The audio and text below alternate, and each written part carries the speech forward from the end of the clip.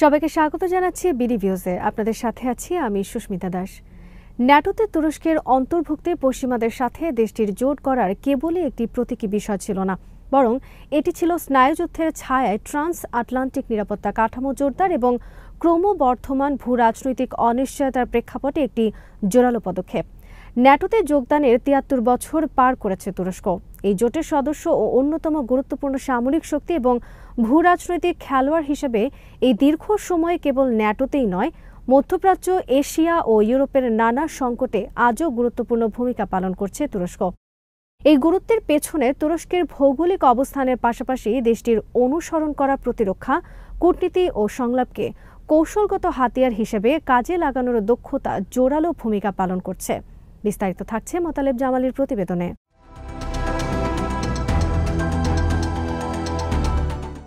ভৌগোলিক দিক থেকে এশিয়া ও ইউরোপের মতো দুটি গুরুত্বপূর্ণ মহাদেশকে সংযুক্ত করার পাশাপাশি আন্তর্জাতিক নৌবাণিজ্যের গুরুত্বপূর্ণ দুই জলপথ বসফরাস ও কানাক্কেল প্রণালীর নিয়ন্ত্রণকারী দেশ হিসেবে তুরস্ক ন্যাটোর দক্ষিণ পূর্বাঞ্চলীয় প্রহরী হিসেবে কাজ করছে। একই সাথে ইউক্রেন, সিরিয়া, ইরান, ইরাক এবং পূর্ব ভূমধ্যসাগরীয় অঞ্চলে আঞ্চলিক ও আন্তর্জাতিক আধিপত্য প্রতিষ্ঠা করা নিয়ে সৃষ্ট বিভিন্ন সংঘাত অবসানে গৃহীত দৃষ্টিভঙ্গি ও ভূমিকা তুরস্ককে সামনের সারির একটি দেশ হিসেবে প্রতিষ্ঠিত করেছে।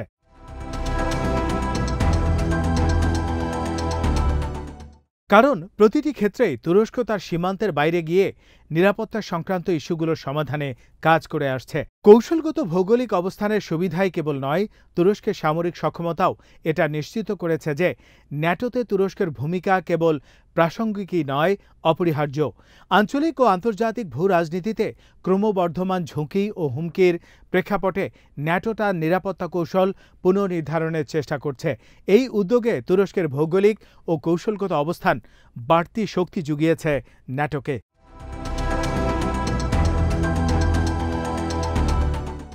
স্নায়ুযুদ্ধ থেকে শুরু করে 9/11 হামলা পরবর্তী সব নিরাপত্তা চ্যালেঞ্জই তুরস্কের ভূমিকা ন্যাটোর সাথে দেশটির সম্পর্ককে মজবুত ও অবিচ্ছেদ্য করেছে দিন দিন।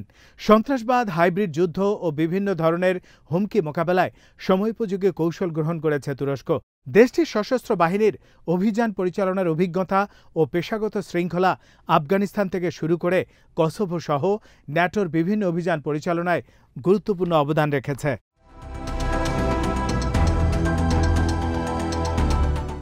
ন্যাটোর কমান্ড কাঠামো ও মহড়ায় তুরস্কের অন্তর্ভুক্তি এই জোটের সামরিক সক্ষমতাকে শক্তিশালী করেছে বহুগুণ।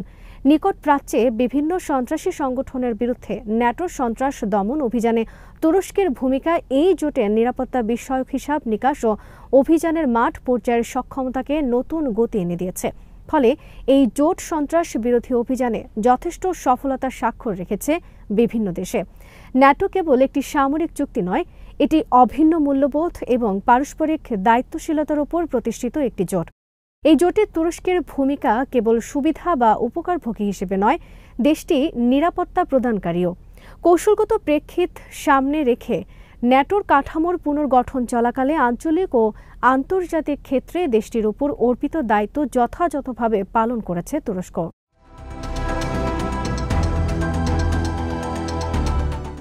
নেদারল্যান্ডসের রাজধানী দ্য হেগে ন্যাটোর নেতাদের সাম্প্রতিক শীর্ষ সম্মেলনে এই জোটে তুরস্কের ভূমিকা ও গুরুত্ব আরও একবার প্রমাণিত হয়েছে।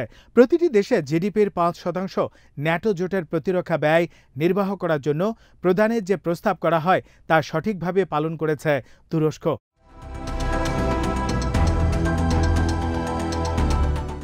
কিন্তু কেবল প্রতিরক্ষা ব্যয় বৃদ্ধি করে এই জোটের সক্ষমতা বৃদ্ধি ও কার্যকর ভূমিকা পালন নিশ্চিত করার কাঙ্ক্ষিত লক্ষ্য অর্জন করা যাবে না।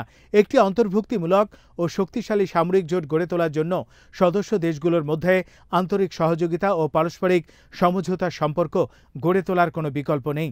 এই জন্যই তুরস্ক রাজনৈতিক মতপার্থক্য প্রতিরোধে ন্যাটোর সদস্য দেশগুলোর প্রতিরক্ষা শিল্পের উৎপাদিত পণ্যের বাণিজ্যের ক্ষেত্রে সব ধরনের বাধা নিঃশর্তভাবে দূর করার আহ্বান পুনর্ব্যক্ত করেছে।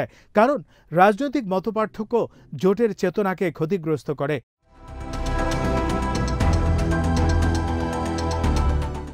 জোটের মধ্যে সংহতির চেতনাকে অবশ্যই প্রতিরক্ষা শিল্পে নতুন নতুন প্রযুক্তির উদ্ভাবনে যৌথ উদ্যোগ গ্রহণের মধ্যে প্রতিফলিত হতে হবে। প্রচলিত প্রতিরক্ষা প্রযুক্তির উন্নয়নে তুরস্কের সাফল্য এই জোটে অন্যের উপর নির্ভরশীলতা কাটিয়ে উঠে স্বয়ংসম্পূর্ণ হওয়ার নজির স্থাপন করেছে। ন্যাটোর কাঠামোর মধ্যে যৌথ উদ্যোগে প্রতিরক্ষা শিল্প স্থাপন, যৌথ উৎপাদন চুক্তি এবং অন্তর্ভুক্তিমূলক উদ্ভাবনী ব্যবস্থা গড়ে তোলার উদ্যোগ নিতে হবে। কোন দেশ ইউরোপীয় ইউনিয়নের সদস্য আর কোন দেশ সদস্য নয় তার ঊর্ধ্বে উঠে সব সদস্য দেশের নতুন প্রজন্মের প্রতিরক্ষা প্রযুক্তিতে প্রবেশাধিকার নিশ্চিত করতে হবে।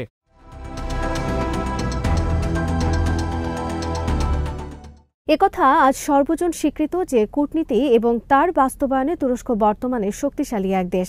সেদিক থেকে দ্য হেগের ন্যাটো শীর্ষ সম্মেলনকে তুরস্কের কূটনৈতিক সক্ষমতার এক সফল প্রদর্শনী বলা যেতে পারে।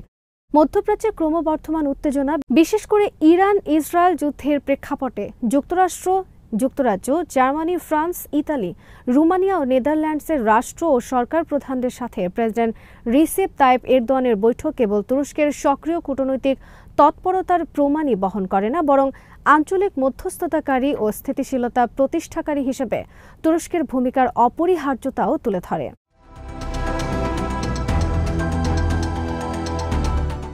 2026 সালে ন্যাটো শীর্ষ সম্মেলন আয়োজন করা যে দায়িত্ব গ্রহণ করেছে তুরস্ক, তা দেশটির কূটনৈতিক প্রভাব বৃদ্ধির প্রমাণ। তুরস্কের উপর ন্যাটো জোটের নেতাদের যে কতটুকু আস্থা আছে তা এই শীর্ষ সম্মেলন আয়োজন করার দায়িত্ব প্রদানের মধ্যেই ফুটে উঠেছে। এই সম্মেলনের আয়োজন করার মাধ্যমে ন্যাটোর ভবিষ্যৎ এজেন্ডা বা কর্মসূচি নির্ধারণ করার ক্ষেত্রে গুরুত্বপূর্ণ ভূমিকা পালনের সুযোগ লাভ করেছে তুরস্ক।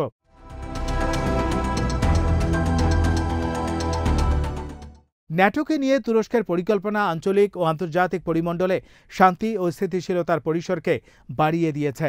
দেশটি এমন এক ন্যাটো জোটের স্বপ্ন দেখে যা শান্তি প্রতিষ্ঠাকে কেবল একটি কূটনৈতিক নয়, বরং কৌশলগত লক্ষ্য অর্জন হিসেবে বিবেচনা করে। ইউক্রেন, গাজা, সিরিয়া সহ সর্বক্ষেত্রেই আন্তর্জাতিক আইন ও মানবাধিকারের মূল্যবোধের আলোকে দীর্ঘস্থায়ী শান্তি প্রতিষ্ঠার পক্ষে কথা বলেছে ও কাজ করেছে।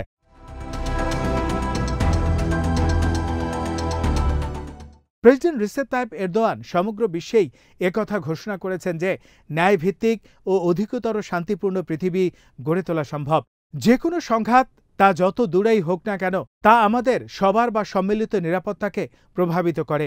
গাজায় শান্তি প্রতিষ্ঠিত না হলে মধ্যপ্রাচ্যে সত্যিকারের স্থিতিশীলতা প্রতিষ্ঠা করা কখনোই সম্ভব নয়। সবসময় তা ধরাছোঁয়ার বাইরেই থেকে যাবে। সত্যিকারের যে কোনো মানবিক ট্র্যাজেডিতে তুরস্ক নীরব থাকতে পারে না। ভূরাজনৈতিক বিবেচনায় নয়, বরং নৈতিক কারণেই তুরস্ক যে কোনো মানবিক সংকটে সামনে এগিয়ে আসে।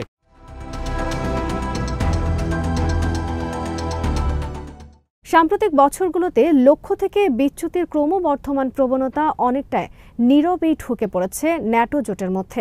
হুমকি নিয়ে সদস্য দেশগুলোর মধ্যে মতপার্থক্য, একতরফা চলার বা কাজ করার প্রবণতা ও রাজনৈতিক ধারাবাহিকতাহীনতা মাঝে মধ্যেই জোটের ঐক্য ও সংহতিকে ক্ষতিগ্রস্ত করেছে।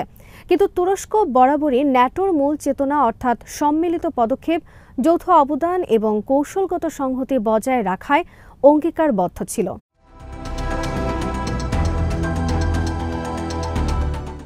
তুরস্ক দৃঢ়ভাবে বিশ্বাস করে প্রতিষ্ঠাকালীন নীতিমালাকে পরিত্যাগ করে নয়, বরং বর্তমান সময়ের জটিল ও চ্যালেঞ্জিং বিশ্ব পরিস্থিতির আলোকে লক্ষ্য অর্জনে ন্যাটোতে প্রয়োজনীয় পরিবর্তন আনতে হবে এবং ডিজিটাল প্রতিরক্ষা ব্যবস্থা, জ্বালানি নিরাপত্তা জোরদার, জলবায়ু পরিবর্তন ও মহামারীর মতো অসামরিক চ্যালেঞ্জগুলো মোকাবেলা করার জন্য সক্ষম করে তুলতে হবে ন্যাটোকে।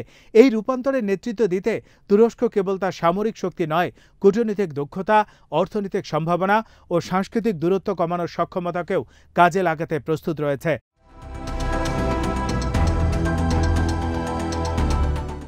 এই প্রেক্ষাপটে ন্যাটোকে রূপান্তরের মাধ্যমে সঠিক পথে পরিচালিত করতে সংসদীয় কূটনীতির ভূমিকাকেও কাজে লাগাতে প্রস্তুত রয়েছে তুরস্ক। সংসদীয় কূটনীতির সংশ্লিষ্টতা গণতান্ত্রিক বৈধতাকে নিশ্চিত ও রাজনৈতিক সমন্বয়কে জোরদার করে। একই সাথে তা বর্তমান বিশ্ব পরিস্থিতির চ্যালেঞ্জ মোকাবেলায় ন্যাটোর দায়িত্বশীল ভূমিকা পালন করার সক্ষমতা বাড়াবে।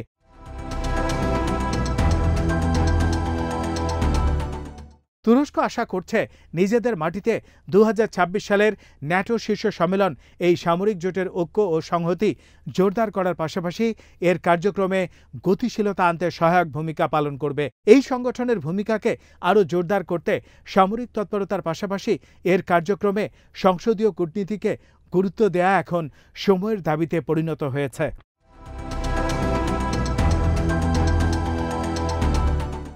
আজ এখানে শেষ করছি। সবাই ভালো থাকুন, সুস্থ থাকুন আর দেখতে থাকুন বিডি ভিউজ।